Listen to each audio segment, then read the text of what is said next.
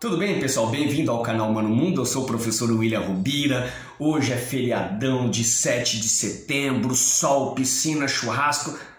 Que nada, hoje é dia de aula aqui no canal Mano Mundo. E como não podia deixar de ser, qual que é o tema da aula? Qual que é o tema da aula? Isso mesmo, a independência do Brasil. E enquanto você aprende sobre a independência do Brasil, se aproveita e ouve esse som, ó. Do meu amigo Saulo Gomes, meu amigo, meu irmão, sempre colaborando com suas músicas maravilhosas pro canal Mano Mundo. Vou deixar as redes sociais dele aqui do ladinho, ó. Aproveita. Printa a tela rapidinho.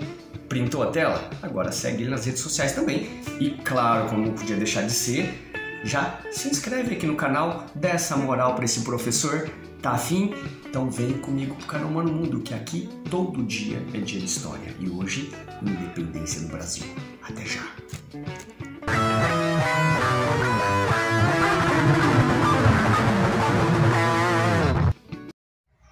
Então vamos lá, galera, sem mais delongas, vamos entender como que funcionou todo o processo da independência do Brasil.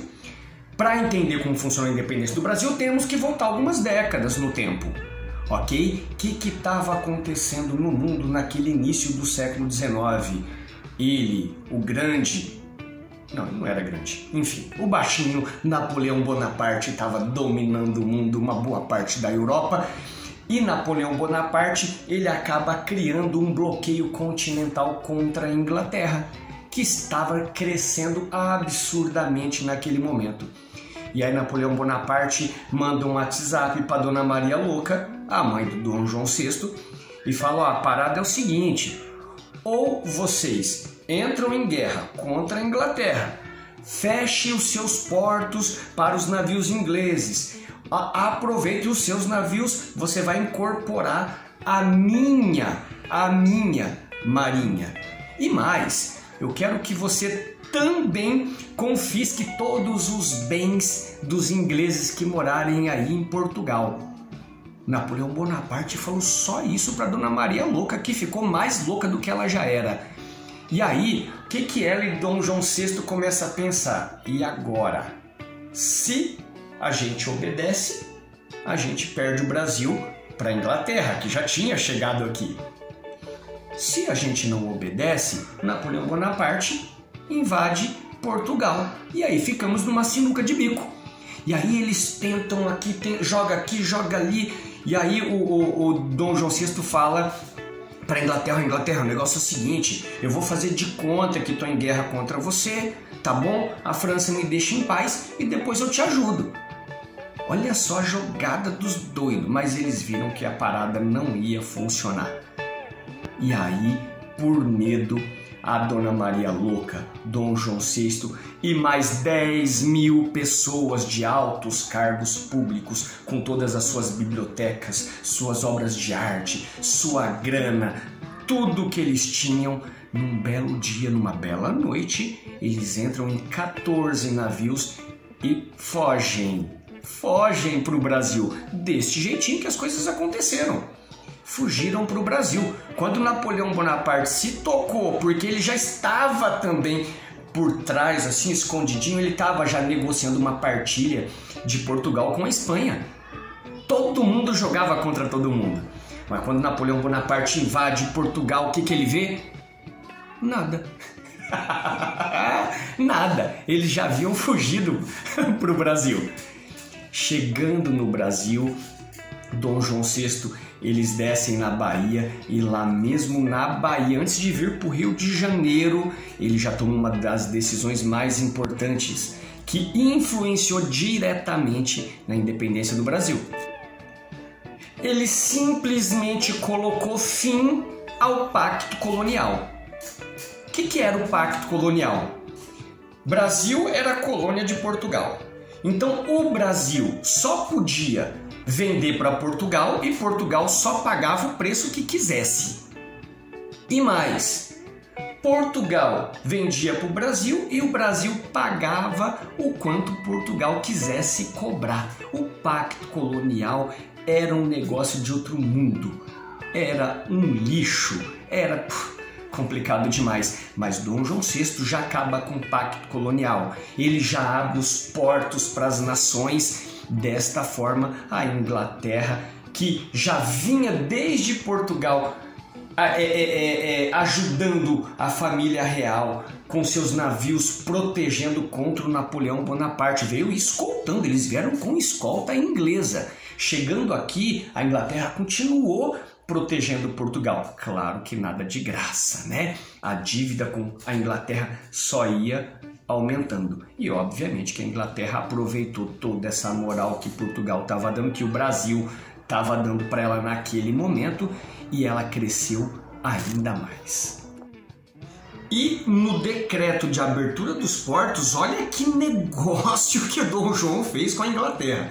Olha que negócio louco. Primeiro que ele determinou que todo produto importado chegasse no Brasil, ele pagaria uma taxa de 24%. Bacana, beleza.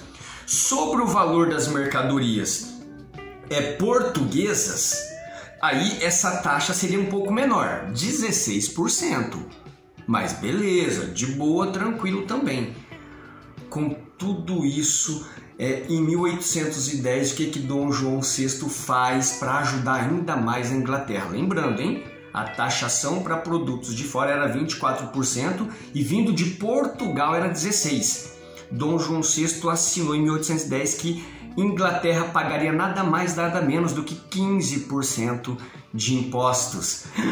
A Inglaterra pagaria menos até mesmo do que Portugal. Que negócio louco! E a Inglaterra só crescendo cada vez mais. E o Brasil precisava, obviamente, tinha necessidade de melhorar a sua logística, com certeza. E aí o Brasil acaba revogando a lei que impedia que indústrias viessem para o Brasil.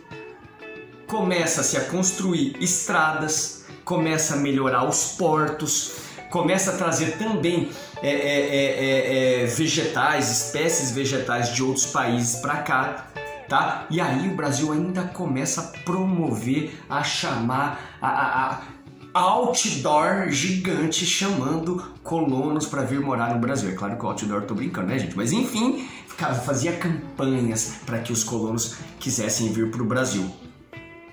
Ok? Apesar, gente, de todas essas medidas, tá, que o governo brasileiro tomou, o Brasil ainda não estava crescendo, desenvolvendo o quanto que se imaginou que ia crescer. Por quê? Não conseguia competir com os produtos ingleses. Só isso! E com tudo isso, as revoltas começam a acontecer aqui no Brasil.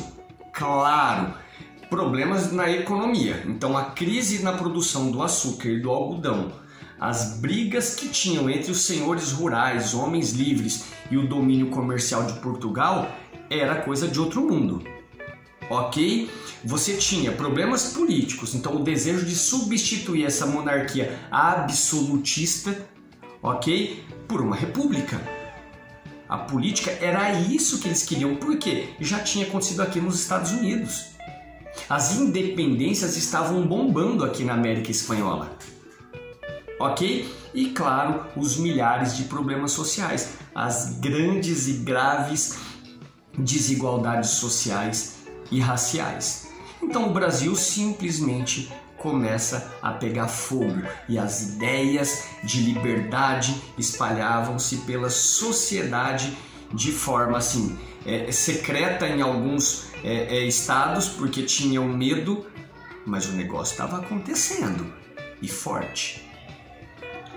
E para piorar a situação, em 1820 explode aí na cidade do Porto uma revolta, tá? Porque eles passam a adotar uma constituição provisória parecida com o que tinha na Espanha e eles pedem que Dom João volte para Portugal. Na realidade, ele voltaria como rei, mas é aquela frase: reina, mas não governa. Ok? Então ele voltaria para Portugal para ser o rei, mas não ia mandar em mais nada. E aí ele para e pensa de falar: rapaz, mas o Brasil tá dando lucro. E aí? Volta ou não volto? E aí ele decide voltar para Portugal. Só que ele deixa seu filho, Dom Pedro I, aqui no Brasil. Então um pezinho lá, um pezinho cá, para não perder nenhum dos dois. Simples assim. Ok? E aí o Dom João, que tinha criado o Banco do Brasil, tá? Tinha criado o Banco do Brasil. Como que ele colocou dinheiro nesse Banco do Brasil, William? Ele vendia títulos aos montes, tudo quanto é coisa que você imaginar, eram pagos, e ele foi lotando os cofres do Banco do Brasil. Mas quando ele precisou voltar para Portugal, o que ele fez? Ele rapelou, como diz no interior, todos os cofres e deixou seu filho, Dom Pedro, aqui no Brasil, sem grana. Só simples assim. Sendo assim, Dom Pedro, ele não tinha mais alternativa. Os cofres vazios. Então ele começa a reduzir gastos. Ele até diminui um pouco os impostos. Uma outra decisão que ele tomou que acabou realmente incomodando a coroa portuguesa foi quando ele igualou em poder soldados brasileiros dos portugueses. Aí foi o chute no balde. Aí o bicho pegou. E a coroa portuguesa então começa a pressionar Dom Pedro. E aí, quando ele vai naquela famosa viagem para a província de São Paulo, quando ele vai para o litoral para mediar alguns conflitos, umas tretas, Dona Leopoldina, que tinha ficado na regência do Brasil, né? Então era ela quem mandava, ela recebe a carta de Portugal dizendo o seguinte: ou vocês voltam agora imediatamente, ou a gente vai invadir o Brasil. Vamos botar isso aí tudo abaixo. E ela, estando no poder, ela convoca uma reunião, chama todo mundo e fala: e aí? Dom Pedro não estava lá, no Rio de Janeiro. E ela decide então assinar o decreto, a separação entre Brasil e Portugal. Então quem assinou não foi Dom Pedro, foi Dona Leopoldina. Eita, Dona Leopoldina, essa é porreta! E Dona Leopoldina e José Bonifácio decidem então mandar um mensageiro para encontrar Dom Pedro em São Paulo. E ele já estava voltando. E foi naquela ocasião em que ele comeu um mocotó lá no bar do Pezão e deu aquela azedada no pé do frango. Ele vinha subindo, sentido Rio de Janeiro, e aí teve aquela dor de barriga famosa, que toda hora ele tinha que descer do seu jumentinho. Não era um cavalo, um alazão, um cavalo grande e bonito, não. Esse quadro aqui, ele foi feito por encomenda, tá bom? Ele tava lá numa mulinha dele, num jumentinho, um dos dois, ou uma mula ou um jumentinho, subindo. Toda hora ele tinha que descer, porque ele tinha que ir lá na moitinha resolver alguns problemas intestinais.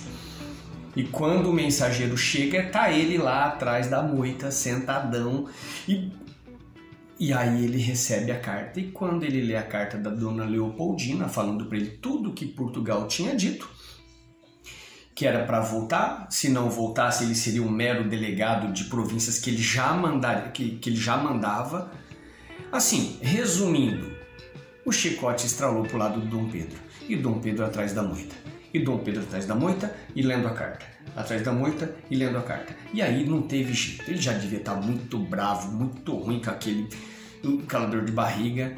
Ele falou: então não tem jeito, então vamos nos separar de Portugal. E assim aconteceu a independência do Brasil. Mas, e aquela cena do quadro? Ele em cima do cavalo, empunhando a sua espada, gritando independência ou morte.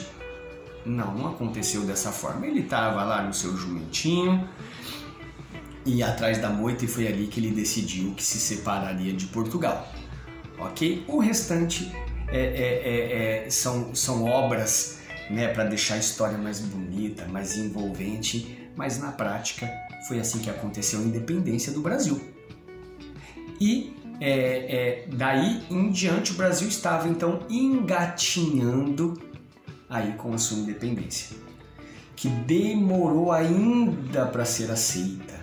Portugal não reconhecia, e para Portugal reconhecer, o Brasil teve que pagar por dívidas que Portugal tinha feito com a Inglaterra quando eles vieram para o Brasil.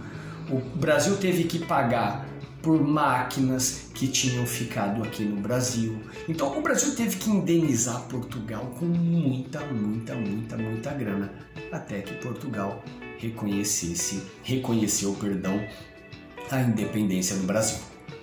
Foi assim, simples assim. Deu para entender? Bacana? Então vou ficando por aqui. Espero que vocês tenham gostado e que tenham entendido todo este processo. Se você tiver gostado, eu vou pedir para que você, claro, se inscreva aqui no canal, para que você curta aqui, para que você comente, compartilhe, porque assim o canal do Professor William chega um pouco mais longe as nossas aulas. Ok? Galerinha, fico por aqui, tá? Não se esqueça, o canal Humano Mundo, todo dia é dia de história. E hoje, independência do Brasil. Independência ou morte.